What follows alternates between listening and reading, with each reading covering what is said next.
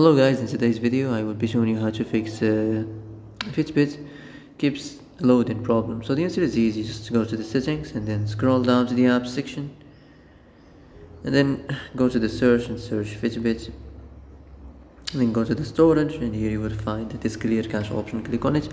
Now you can go check it if it worked, and if it didn't you can try to restart your phone or turn the Wi-Fi off and on, or the Bluetooth or the airplane mode. Also, you can try to clear data, but be careful. If you clear data, all these applications data will be deleted. This includes all files, the settings, the accounts, the databases, etc.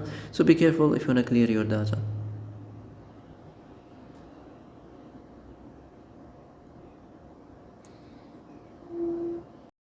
And that's it for today's video. I hope this is the answer you've been looking for.